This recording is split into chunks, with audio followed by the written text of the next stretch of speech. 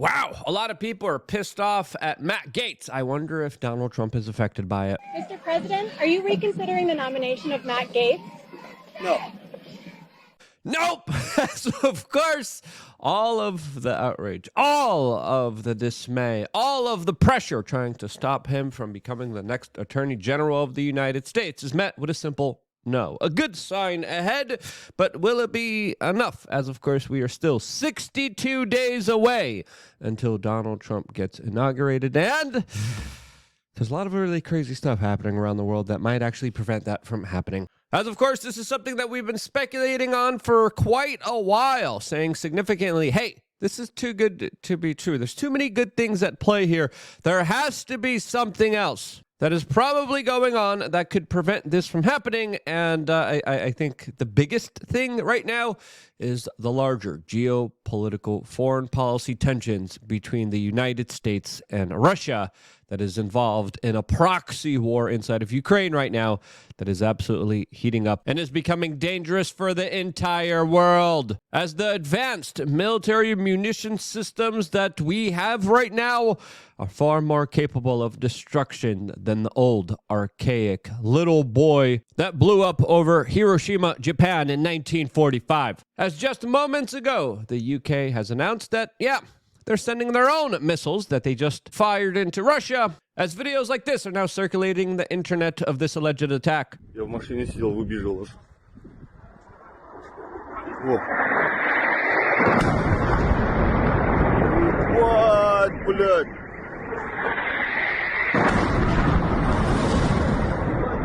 Взрывают сейчас. Yep, hypersonic long-range ballistic missiles that also could have nuclear capabilities equipped with them.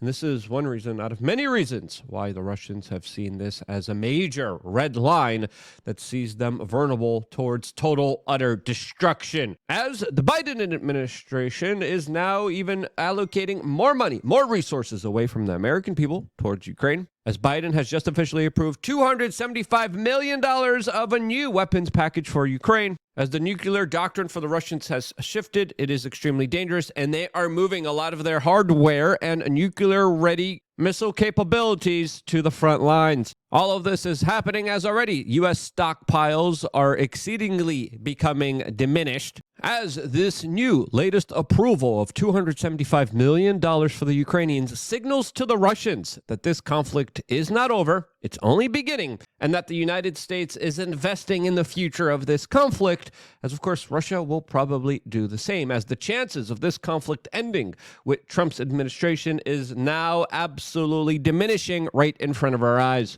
As it's fair to speculate that the Biden administration and the people behind Joe Biden, and especially the military-industrial complex, are sabotaging any potential peace deals, but might even be sabotaging Donald Trump being in political office. As, of course, if they create an emergency big enough, they could create a human disaster that could prevent any kind of peaceful transfer of power. And that is something that Tucker Carlson is warning about. We're going to go to his comments in just a little bit, but we got other breaking news. That is, the Department of State just told Ukraine that they could keep $4.65 billion in money that they were supposed to pay back. They, of course, will never be paying it back, as some of the weapons and aid that has been given to Ukraine is given to them on a principle that they will give it back when they win this conflict, as it's pretty fair to say that they are absolutely outmanned, outgunned by the Russians, and the prospects of them winning this is absolutely something that a lot of people think isn't possible. As just a few minutes ago, Biden has also agreed to supply Ukraine with anti-personnel mines.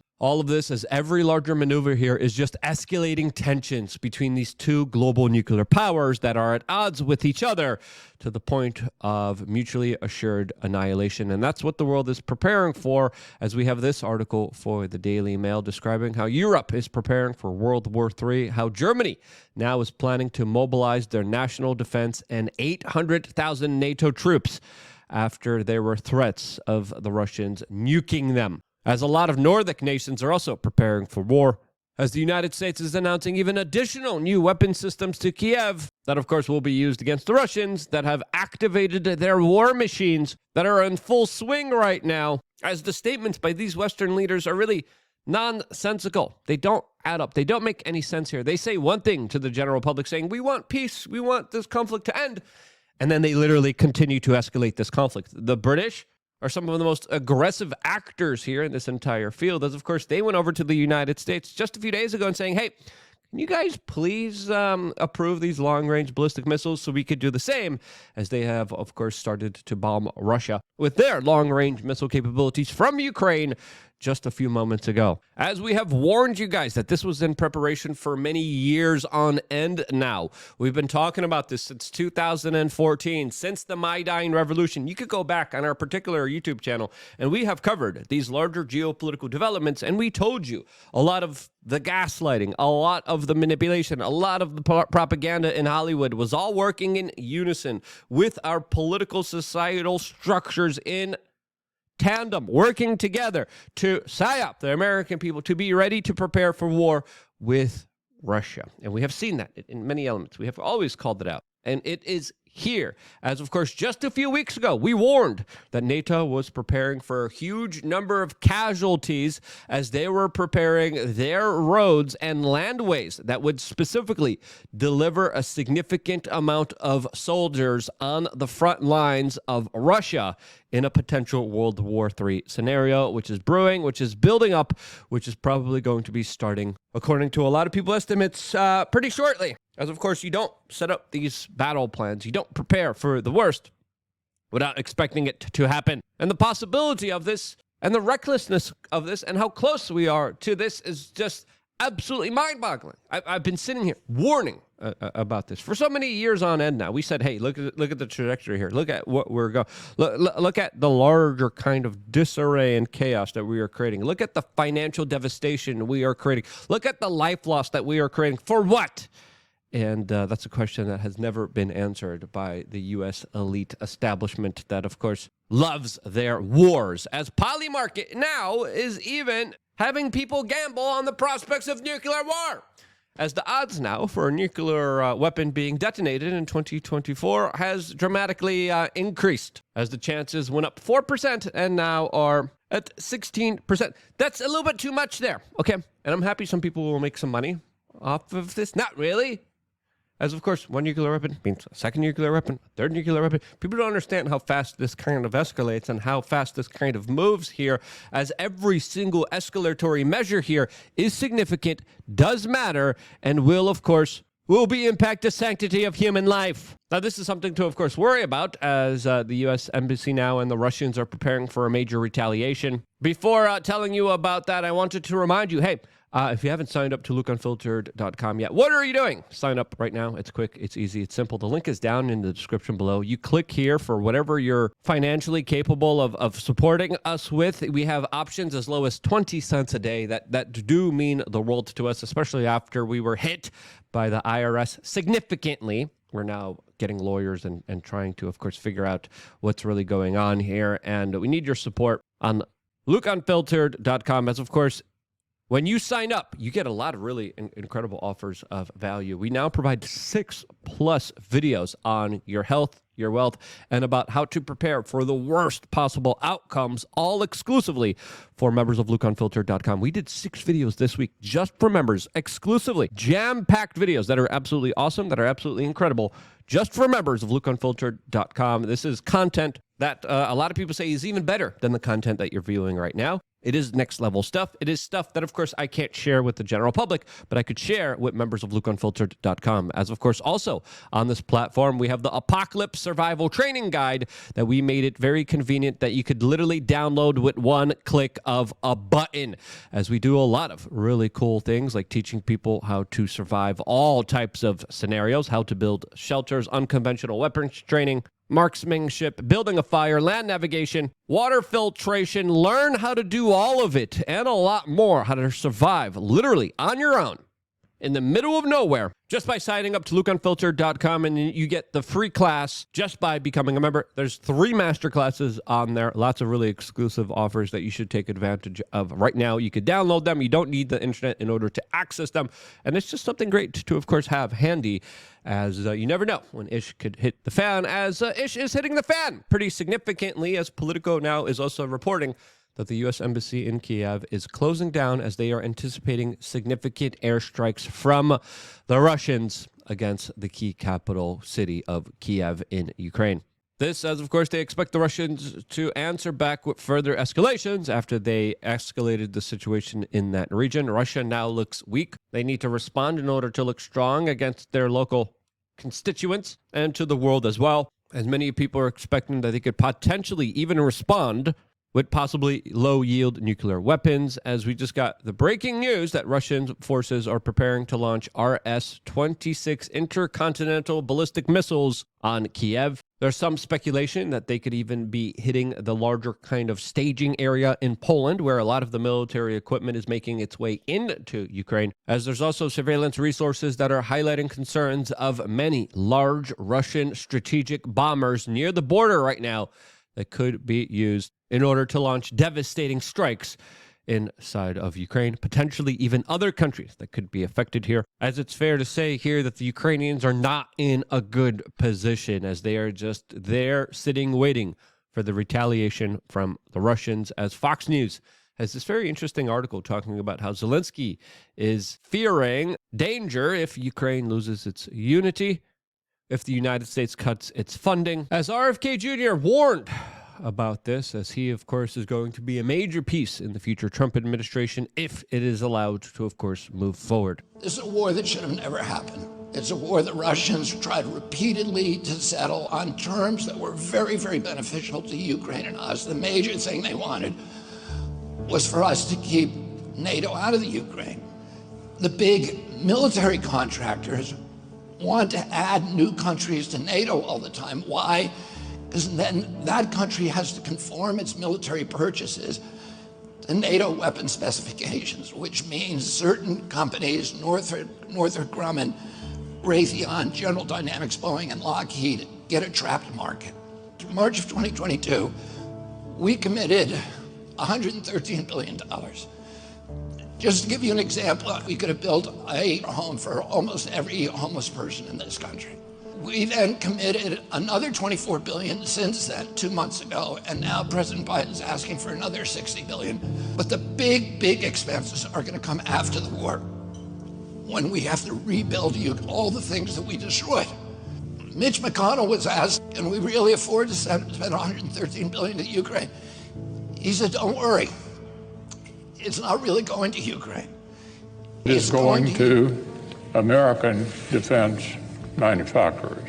Yeah, that's a lot of your money, not even making it into the hands of the Ukrainians that are being sold out here. As, of course, I feel extremely bad for the people of Ukraine, the people of Russia, the people of Europe right now that have to deal with the messes of a lot of government bureaucratic officials that are absolutely taking advantage of them. These latest developments, these latest mobilizations, these latest kind of preparedness efforts here are stark, are severe, are absolutely important, as Russia has even announced that they are starting to build national nuclear-resistant shelters, mass producing these mobile bomb shelters that are designated to protect against nuclear shockwaves, radiation, and other conventional threats for up to 48 hours. These shelters could house 54 people, and they're being built all around Russia right now, as the government there is preparing for the worst. Russia has also been one of the most nuclear prepared nations on the face of this earth, as they've been preparing for this for a number of years now, as you know, as we've been reporting for you about this for a very long time right now, as they have done many conventional drills preparing not only for nuclear war, but for continuance of governments with 1/3 of their population gone. And when you look at the larger kind of scenario, they're also doing another large-scale nuclear training exercise that could become real life. As, of course, it's important to note here, a lot of these large-scale military exercises and drills throughout recorded human history usually become real-life incidences, as, of course, they're used as disguises for real-life events that governments plan on carrying out. There's a lot of Putin allies and close associates that are freaking out about what's going on here, which they should be. As Tucker Carlson just announced that the prayer of good people got Donald Trump elected 2 weeks ago, wars with Russia and Iran are counterattacks. And I would agree against that. Counterattacks that, in my opinion, could even potentially prevent a transfer of power here. As if we're looking at a full-scale war, if we're looking at internet cables, communication cables being cut, which already they're being cut specifically in Lithuania with unexplained kind of reasons why. If we look at unconventional kind of war, if we look at the way that things are kind of ratcheting up and heating up, the situation that's unfolding here isn't going to be good, isn't going to be advantageous for any people, and could be so severe that a lot of people will be looking to, of course, survive and to just live their lives normally rather than even kind of care or consider who's in the White House. And that's a scenario that, again, I don't mean to fearmonger here, but looking at the way that these politicians are escalating everything is possible here. Now, if you're the Republicans here, why aren't you up in arms? Why aren't you screaming about this, especially if you're the Republican kind of leadership, as you're being usurped? Your potential of being able to lead this country is now in question here, especially with the severity of this larger situation and how it's kind of unfolding here. As Tucker Carlson also says, a lame duck president just started a hot war with the world's most dangerous country. All of us are very close to being killed, yet somehow the Republican Speaker of the House hasn't even mentioned it in public or in leadership meeting. What is going on? Question mark. As members of the Republican political party are talking about bathrooms, and sure, the culture war is important, the bathrooms are important, but when it comes to a list of priorities, and again, I agree with Nancy Mace, and I agree with Mike Johnson here, but the fact that we're not hearing any kind of rebuttal or any kind of pushback seems to me that there's a couple potential scenarios. One, a lot of the Republicans in the establishment are in on it. Two, a lot of them are being put in check by these particular actions, as of course the Democrats that are still in power and the military-industrial complex that is still in power, that is about to be held accountable, is using these larger escalations as leverage points here. And I think that's the larger possibility of what's going on here, especially with the future Donald Trump presidency, is they could now come to Donald Trump and say, we'll blow up the world. What are you going to do? You're going to hold us accountable, or you aren't? What's the decision you're going to make there, buddy? I think that's a far more likely kind of scenario that's unfolding right now, and it's not a good scenario, and it's going to be a very difficult situation for Donald Trump to, of course, take if he ever becomes president of the United States, as the severity of this situation cannot be understated. You look at what's happening right now at the G20 summit. We have world leaders that aren't even waiting for Joe Biden in order to, of course, take their presidential photo ops.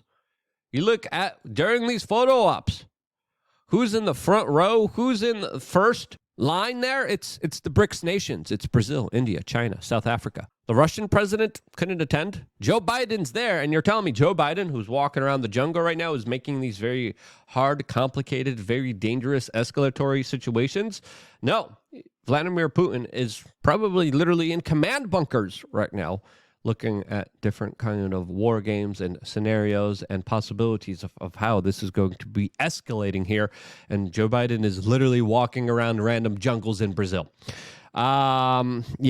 Joe Biden's not really in charge here. I don't think he ever was. As these weapons, these escalations, these missiles, these particular new advanced capabilities that the Russians, the United States, that the United Kingdom has, is just absolutely devastating in scale. Here, by the way, is just kind of a larger kind of representation of these larger kind of more advanced nuclear weapons that the Chinese also have, as a lot of countries are involved here. You look at the larger kind of representation of all of this and how it kind of scales, and we're talking about devastation many times over that would absolutely obliterate this entire world many times over. And why are we doing this? Because ruthless sociopaths are just trying to, of course, get more money or do some kind of sacrifice to some kind of interdimensional beings. We'll talk about that on my podcast, which is going to be in a few hours from now here on youtube.com/wearechange, 6 p.m. Eastern. We are joined by the Lectern Guy next week. We have GG33, Gary, the Numbers Guy. We have Roger Stone on. We have a lot of really great and pretty incredible people here in studio with us. Last night we had a liberal on. Great debate. Tune in for that, plus a lot more, all here exclusively. Subscribe. Click the notification button on youtube.com/wearechange. See you now on lukeunfiltered.com. 6 members videos this week. Really incredible stuff. See you there as I'm focusing predominantly on creating the best content that you could act on that particular platform. See you there. I love you guys.